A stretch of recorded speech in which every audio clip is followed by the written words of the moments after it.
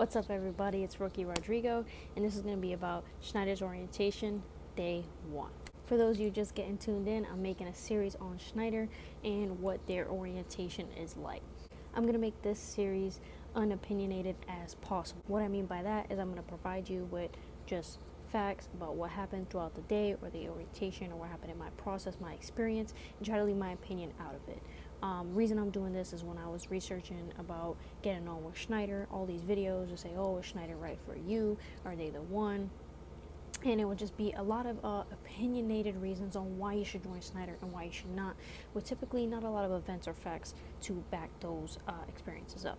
Not to say that any of those experiences are invalid, however, it's always better for people to decide for themselves. So in order to do that, I'm simply just going to tell you what happens day by day. This way you can make the decision for yourself. Now let's get started. I have day 1 orientation here written down, so this way I wouldn't forget anything and we can just go from there. So first things first, a bus will come and pick you up at 6:30 at the hotel, and that is 6:30 sharp. They do not care to leave people behind, so please try to be downstairs in the lobby probably by 6:20. After you get picked up at 6:30, you will head to the Schneider location for 7 o'clock. For our first day, we got called into the classroom around 7:30.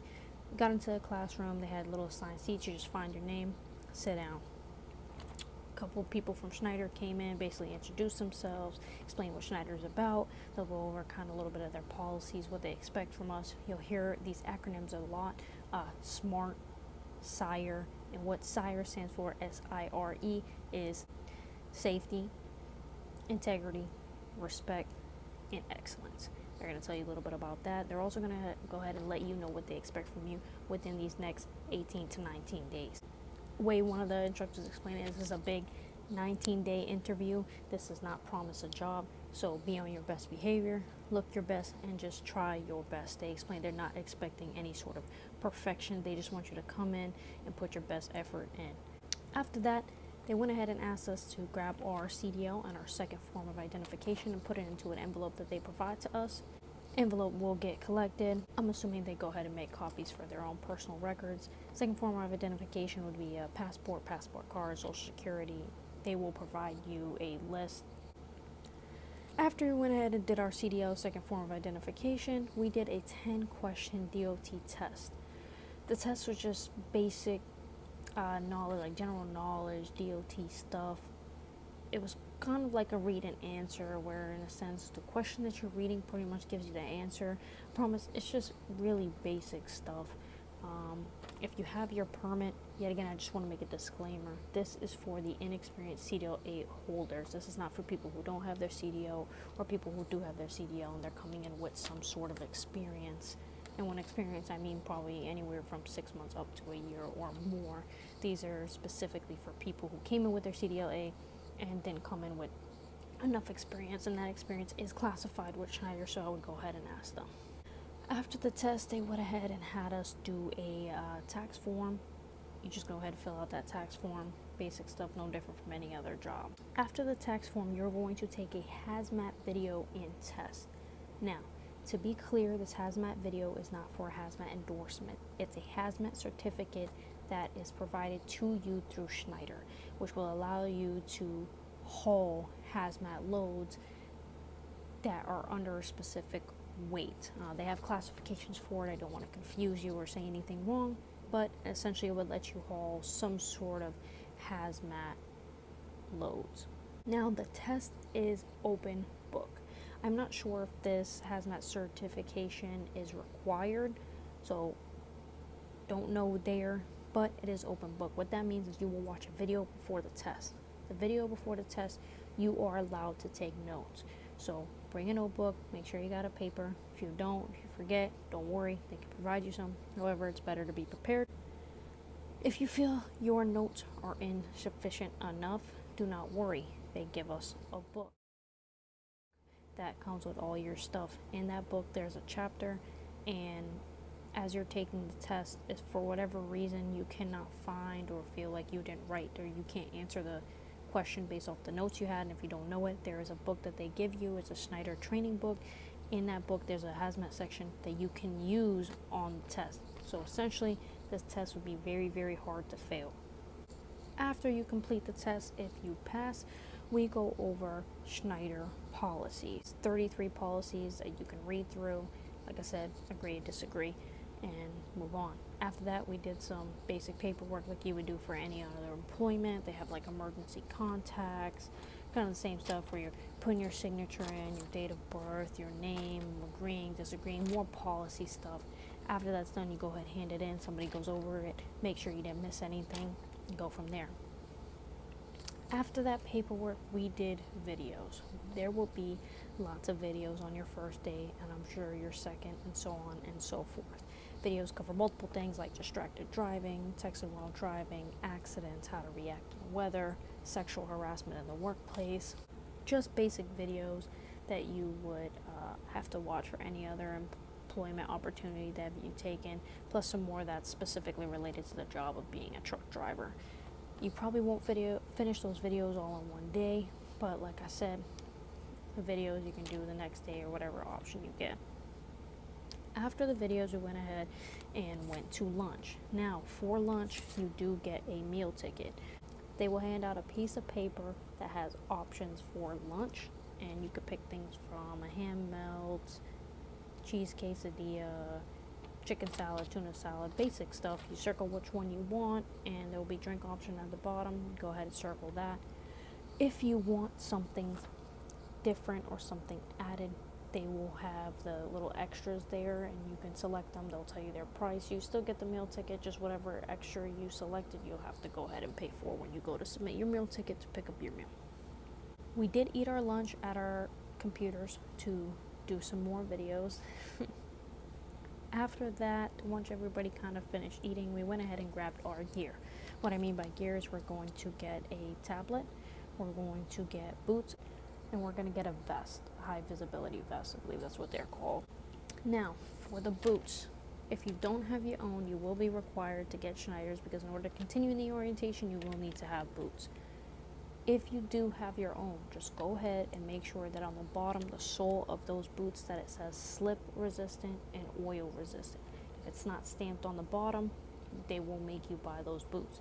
Those boots are $50. You don't fork the money up front. It's going to come right off your next paycheck. I'll post a picture of what mine look like here. So that's it. After we grabbed all our gear, they showed us how to use ELD on the tablet, which is where you go on duty and off duty. Meanwhile, doing that, they also gave us our paper logs. If you don't know what a paper log is, this is what it looks like. So this is the paper log. This is Schneider's paper log that you will have to use every day when you're out on the road doing your dedicated account, OTR, regional, local, whatever. They do use these. These will trump your tablets or your ELDs, so you need to make sure that you know how to use these. They will go over a brief demonstration on how to use these, so I wouldn't fret too much. Of course, if you don't get it, they're gonna set the time aside. They're gonna set the time aside to show you. For examples, this was mine today, 10:27. So you can see it's a little bit farther than my day one, because I do have previous ones. So they'll go ahead and show you what that's like. After we got all our gear set up, we did go outside. When we went outside, we went to the training yard, which is where they have all their tractors and trailers, and they showed us how to do a Schneider pre-trip, Schneider coupling and uncoupling, and a brake test. So if you've been to CDL school, you know what that's like. It's pretty much the same for Schneider, except they have their own way of doing it. And just to let you know, you will be tested on it at the end of your orientation in order to not necessarily graduate, but pass on to going on your truck with a trainer. The pre-trip you can do in any order. The brake test, the simplified brake test, I will post pictures of the pamphlets here when I'm done talking to let you know and have an idea of what it'll look like. The coupling and the uncoupling process, if you don't know what that is, the coupling process is when you connect your tractor to your trailer. Your uncoupling process is when you remove your trailer from your tractor. They have a certain order that they like that done, and that's due to safety. One thing you'll probably hear in any videos you search on YouTube is that Schneider is all about safety. Because of that, the coupling and uncoupling process has to be done in a certain order, and if it's not, you will fail. But don't fret, you got plenty of time to do it. They're going to go over it, they're going to make sure you're good. Best thing I noticed so far is that every one of the instructors is really helpful, so don't worry, and I'll go ahead and post those pictures of those pamphlets now.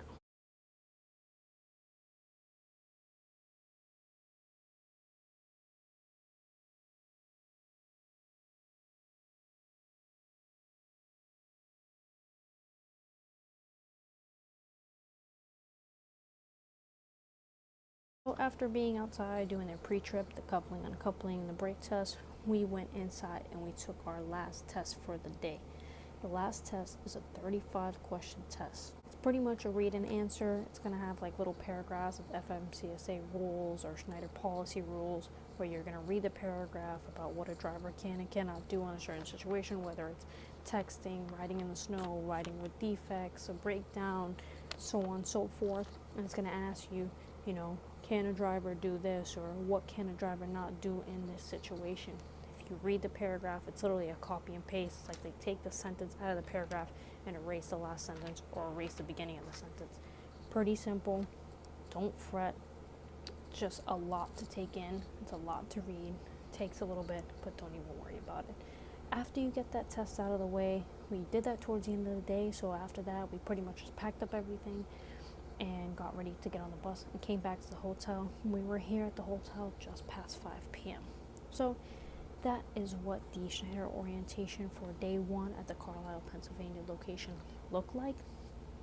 I will continue to take notes throughout the days of my orientation. Go ahead and post videos for you guys. If there's not enough information for one day, I will put them together, like day 2 and 3, or maybe day 3 through 5 through 7, so on and so forth. But I'll go ahead and try to take notes on everything that I do in that day, so I can come back and tell you guys and take you step by step with me. If you went ahead and you liked this video, give it a thumbs up. If you did not like this video, go ahead, give me a thumbs down, but just go ahead in the comments and let me know why. I want to be able to improve for you. I want to be able to help you and get you what you need. Quick note to add here as well, when you're outside, you will need gloves and a flashlight. So if you don't have gloves and a flashlight, make sure you pack one. If not, you will have to buy one, and they'll be able to let you know where you can buy one. Alright, that's it for this video, guys. Thanks so much for watching. It's Rodrigo. Peace out.